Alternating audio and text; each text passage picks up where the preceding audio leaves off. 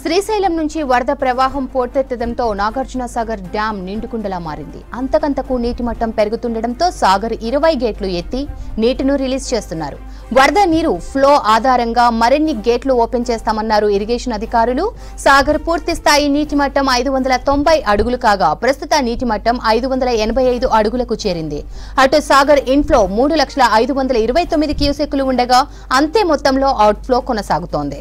Dam పూర్తి స్థాయి నీటి నిల్వ సామర్థ్యం 312 టీఎంసీలు కాగా ప్రస్తుత నీటి నిల్వ 297.72 టీఎంసీలుగా నమోదైంది.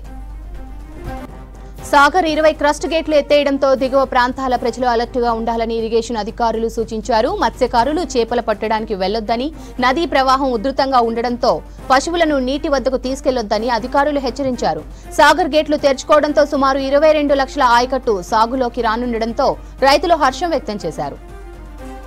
శ్రీశైలం నుంచి వరద ప్రవాహం పోటెత్తడంతో నాగార్జునసాగర్ డ్యాం నిండుకుండలా మారింది. అంతకంతకు నీటి మట్టం పెరుగుతుండటంతో సాగర్ 20 గేట్లు ఎత్తి నీటిని రిలీజ్ చేస్తున్నారు. వరద నీరు ఫ్లో ఆధారంగా మరిన్ని గేట్లు ఓపెన్ చేస్తామన్నారు ఇరిగేషన్ అధికారులు. సాగర్ పూర్తి స్థాయి నీటి మట్టం 590 అడుగులు కాగా ప్రస్తుత నీటి మట్టం 585 అడుగులకు చేరింది. అటు సాగర్ ఇన్ఫ్లో 3,529 క్యూసెక్కులు ఉండగా అంతే మొత్తంలో అవుట్ఫ్లో కొనసాగుతుంది. డ్యాం పూర్తి స్థాయి నీటి నిల్వ సామర్థ్యం 312 టీఎంసీలు కాగా ప్రస్తుత నీటి నిల్వ 297.72 టీఎంసీలుగా నమోదైంది.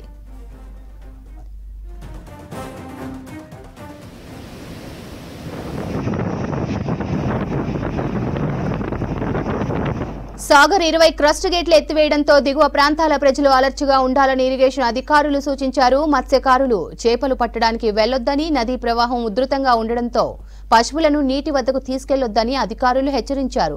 సాగర్ గేట్లు తెరుచుకోవడంతో సుమారు 22 లక్షల ఆయకట్టు సాగులోకి రానుండడంతో రైతులు హర్షం వ్యక్తం చేస్తున్నారు.